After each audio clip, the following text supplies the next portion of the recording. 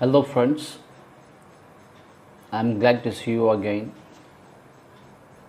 on this online class. Today, we are going to discuss about today. I'd like to share some of my views on literary criticism and critical theory if time permits. What is literary criticism?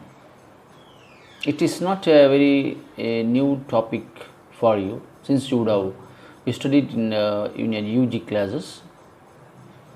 Still, it is necessary that we should have some in-depth knowledge of literary criticism. I am going to tell you today that literary criticism is like a touchstone that brings forth the real feature of a literary work or the significance of a work. We can't judge something without knowledge. There should be someone to say something about our work. For example, if I write a story as a writer, I may be happy, or the work may be looking very nice and flawless to me because I am the writer, and in fact I may appreciate my own work, but this is not literature, this is not criticism. I can't criticize my work. In this sense, we have to understand what is criticism. Some people take criticism as an insult.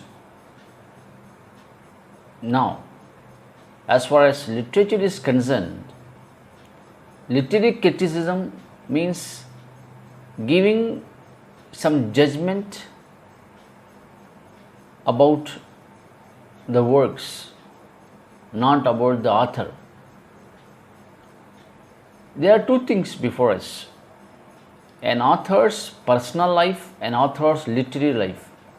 Whatever an author writes is his literature, is the work, and that is focused in criticism, not on the personality of the author, because that is his own thing.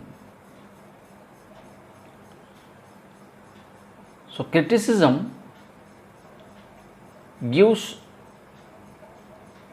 the reality, the hidden facts about a work.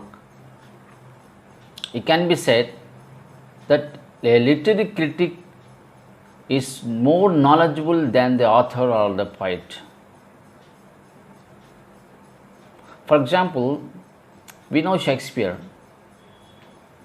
He had been a famous playwright, a poet, and he became famous. You should know how he became famous. There were some people who criticized his work, like Robert Greene, Thomas Lodge, like this. They were graduate people, they were graduate, and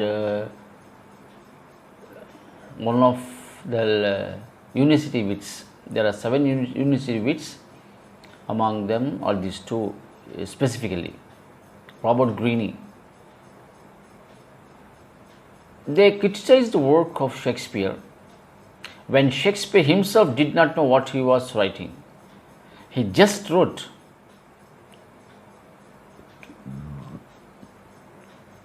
He just wrote to express his idea, because literature is a social document, and that he documented something, some of his own experiences, maybe from Stratford, his own native place, to London.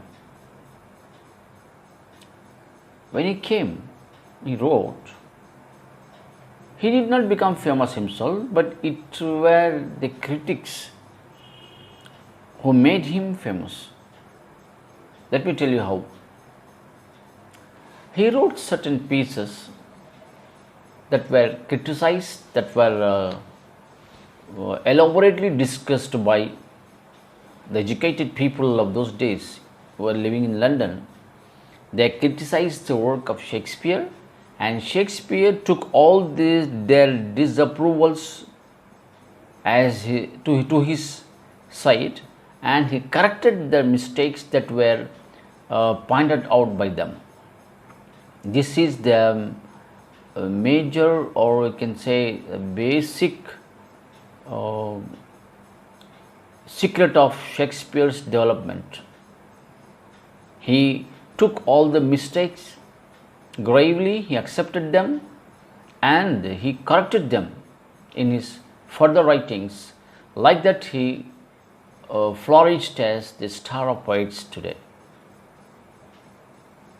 So, dear friends, literary criticism is a tool that sharpens or that shines a work. Criticism is not an insult, it is a judgment, or it expresses the things that an author or a poet can't explain. So, the work of critics is more crucial than the author himself. A critic needs to know more knowledge about the work. In fact, not a particular work. For example, if I am a critic of poetry, I must know all the doctrines, all the facets, tenets of code of conduct of poetry. Unless and otherwise, my criticism cannot be recognized. A critic should be well versed, he should be a voluminous reader, because he has to judge. Criticism means judgment, and you cannot judge things just as per your knowledge. You should have some experience too. Experience is possible only when you read more books, then you come to a judgment. If you have read for example 50 poems, then you can decide one poem, criticize one poem on the basis of those 50 you have read. Here it is very necessary that literary criticism is the study of a work, evaluation of a work. Literary criticism is the evaluation, value, it gives value to a work. This is called literary criticism. And literary criticism is a source to interpret, to elucidate literature. What is literature? We discussed in the previous class. Literature means generally said, it is said a mirror of life, and I said it is a document, social document. It is a social record of the activities of people.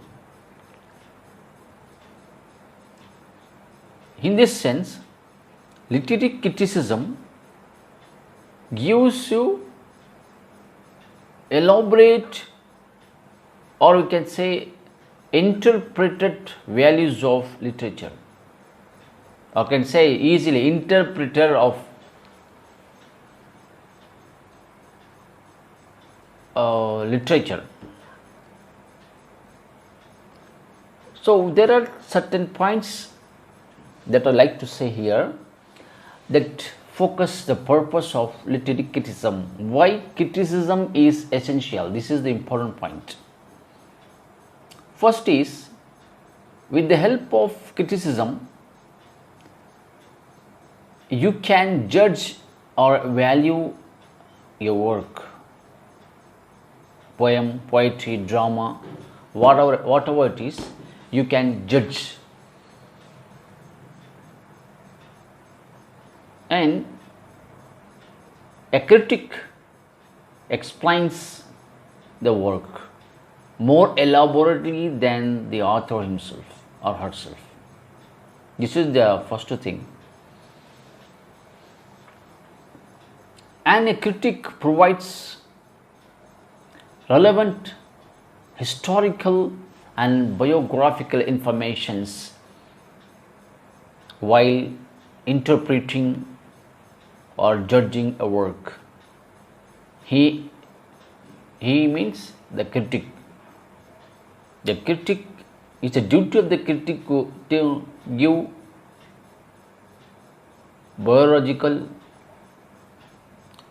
biographical and historical data or information while during his criticism. That is why I said he should have knowledge, well grounded knowledge.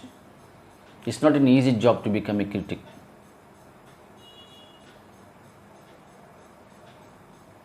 If I give an essay in class, I ask you to write an essay, for example, on some subject, say an essay on my school days, for example, and there are 50 students who write. When all the 50 essays come to my desk, I decide which is the best one. I can decide only on the basis of my knowledge, not by seeing the faces of the students. It is not fair. So when I judge, I should have knowledge, I should go through the work, I should see the words, the content, the central idea and the surrounding ideas, the key points, the conclusion. So these are the things that I should focus while I value the essays, and this is criticism. If I bring a student, I tell him, so you should write like this, you should add like this, the central idea is not very strong, you have to focus more on this, and the supporting ideas don't go with the central idea. If I tell these things to the students, that means I am criticizing the work. I am not insulting them, I am criticizing the work. I judge, I just express my views and I value their essays. So this is criticism. I am just giving an example. The critic provides relevant information and reader's understanding of literary work. A literary critic enriches the knowledge of the reader. This is a very, very important thing we have to understand. How a critic enlightens the knowledge. For example, there is a poem, Daffodils, by William Wordsworth. You would have studied it. It's a very nice poem regarding the nature, because Wordsworth is called the lover of nature in English literature. The poem is very nice to read, we understand, we enjoy. But a critic has a different perspective regarding daffodils. He must know about William Wordsworth, he must know the background of the composition of the poem, and he should know the actual purpose behind composing the poem. In fact, William Wordsworth knows why did he compose and what are the things that made him to write a poem on daffodils. It is his personal experience, but a critic beautifies by giving information, how understanding the literary work. A critic helps the reader to understand a literary work to the mark. This is the responsibility of a critic. We read daffodils, we understand, but a critic helps us to understand the real worth of daffodils, the real work, the real literary versatility of William Wordsworth. So, a literary critic upgrades the knowledge of the reader in understanding a work. This is the duty and responsibility of literary responsibility of a critic, literary critic. Talking about literary criticism, I have already spoken this. Again, let me finish with this point. Literary criticism is a philosophical discussion of literature. Philosophical discussion. As I said, criticism can also be said as philosophy, because philosophy means knowledge and criticism is also a source of knowledge. Unless we cannot criticize.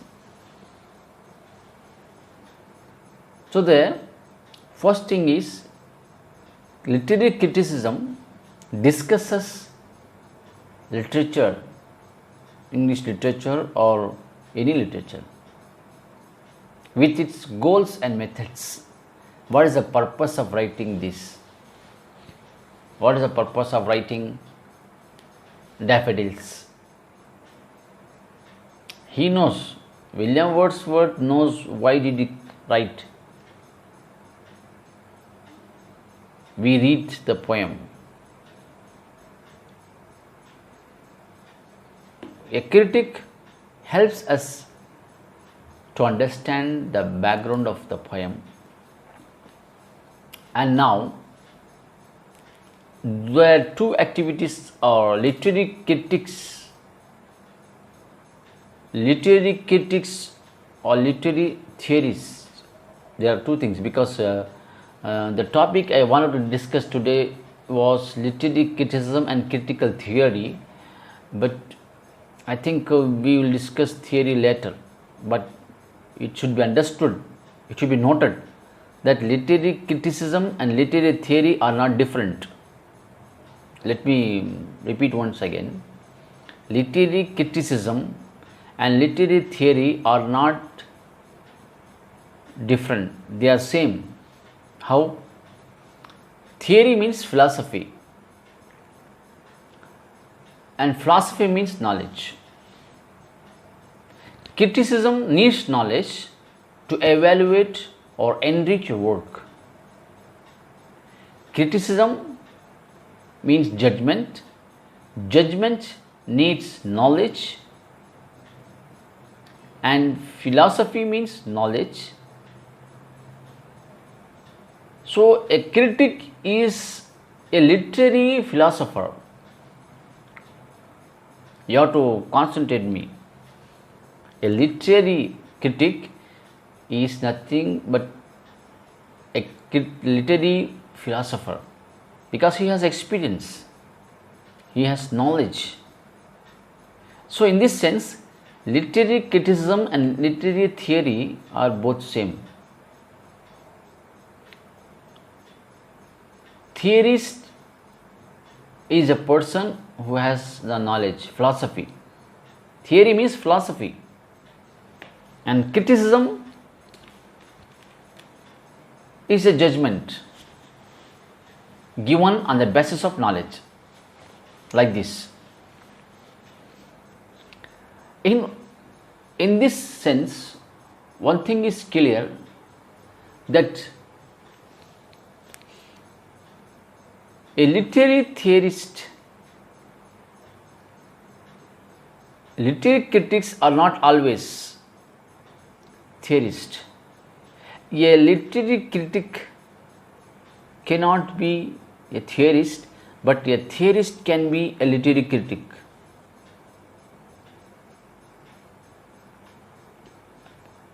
Let me explain you. If you have knowledge about a work, if you are a literary critic, you give judgment. You are a philosopher, you have knowledge about it. But a literary theorist can be a critic because he has background knowledge of something, so he gives judgment. And a critic gives judgment.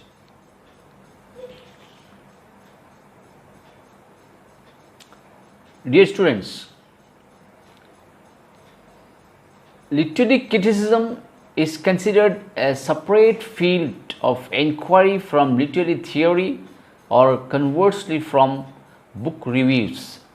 Book reviews, magazines, these things are also known as literary criticism. Literary criticism. John Hopkins' Guide to Literary Theory and Criticism is an example of this.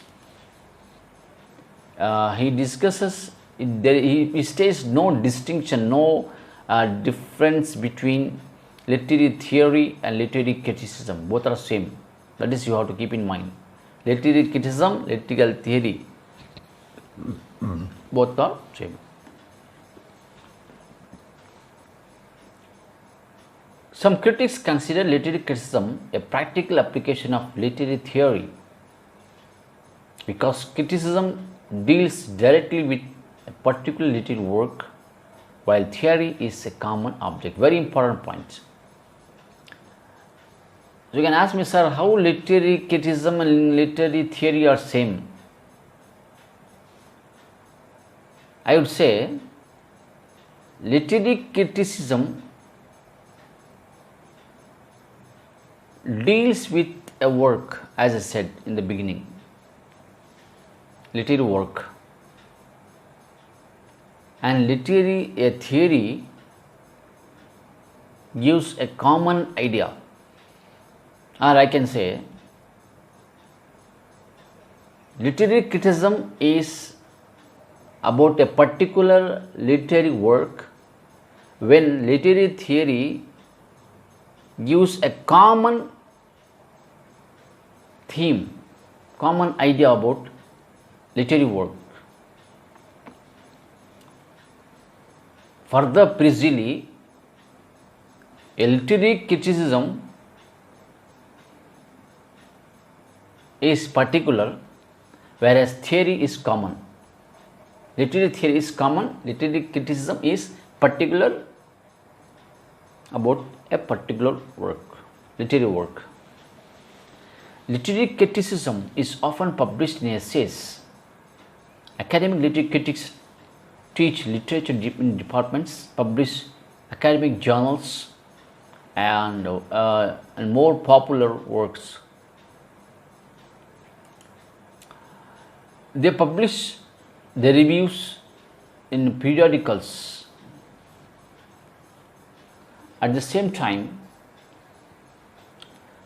literary criticism thought to have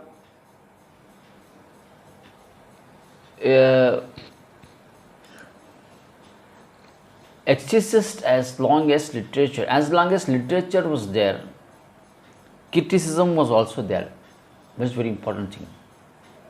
We cannot separate literature from criticism, or criticism from literature, because if there is some criticism, there should be literature to criticize. And if there is some literature, there should be someone to criticize. Otherwise, the literature will not have its real worth. So, a real worth of a literary work depends upon the critic's remarks. Second thing is, classical and medieval criticism focuses religious. Previously, talking about the literary criticism, the history of literary criticism,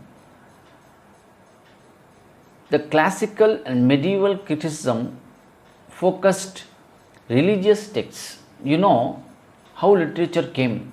specifically English literature. It was firstly it was related to religion first, religious place, moral place, social place, like this. Now we already studied, and some dramas were played in the courtyard of the churches on the stories of the prophets, and the stories of the prophets were dramatized for the better understanding of religion. So like that, drama came into existence. Romantic then became romantic. First moral. I am talking about dramas because we need to discuss here slightly. Firstly, when dramas were performed, they had the color of religion. The basic purpose of dramas were to elucidate the doctrines of religion among people. The dramas were played before the church courtyards. Those dramas were called moral plays, and later they became romantic plays. Moral plays, then they became social.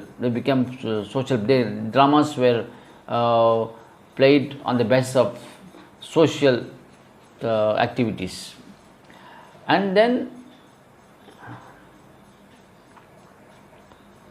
romantic, the love affairs between the genders, romantic plays. So the stages of the drama changed like that. Literary criticism was basically to focus religious affairs, particularly in the classical and medieval periods. The criticism focused religious affairs, religious texts, and religious traditions were followed. Religious traditions were criticized.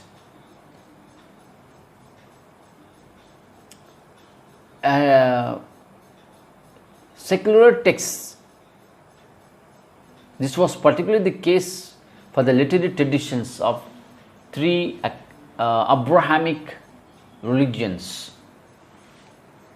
There are three Abrahamic religions. The religions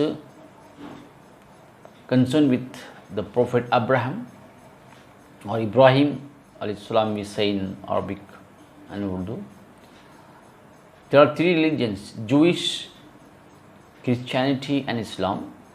So like that, these three religions had their literatures, religious texts. Jewish, that there came three literatures on the basis of these three Abrahamic religions: Jewish literature, Christian literature, and Islamic literature. So people started to write on the religion, and there were critics who criticized the work on the basis of their ideas and thoughts. They presented their outlook by their profound knowledge, by their profound criticism. Literary criticism was also applied in other forms of medieval Arabic literature and Arabic poetry from the 19th notable century. Now, talking about Renaissance literary criticism, it started in 1498, 14th century, with the recovery of classical texts. I said classical text means, I just said classical text means religious text, that's all, because there was only religion, then became literature, then became criticism. And if you understand this,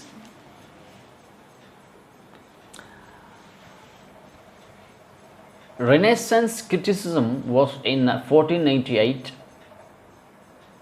with the recovery of classical texts especially Giorgio Valla's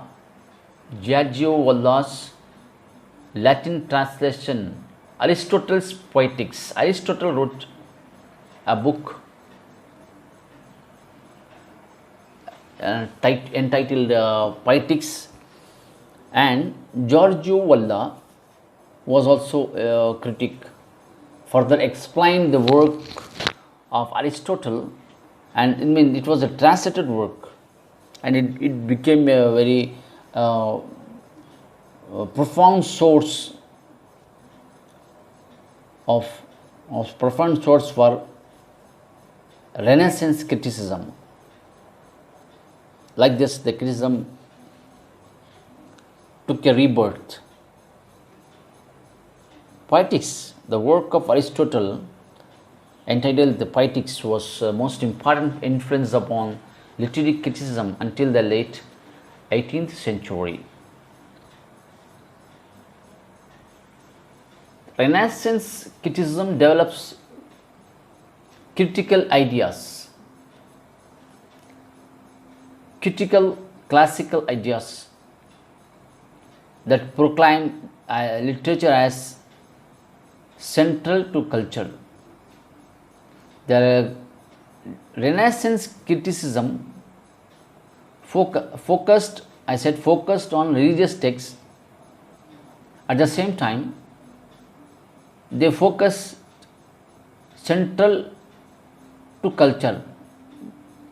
Central to culture in the sense, literature is this basic way, we can say, basic way towards culture, because culture and literature are interconnected, integrated with one another, because literature is a social document and we cannot imagine culture without society. So dear students, I like to finish the class here, and further we will discuss about the remaining chapters and subtopics. Thank you very much. Have a nice day, and please do comment and attend the classes. I request my students to state your register numbers in the comment section and also comment. Thank you very much. Have a nice day, and please do take care of yourself and members of your family. Thank you.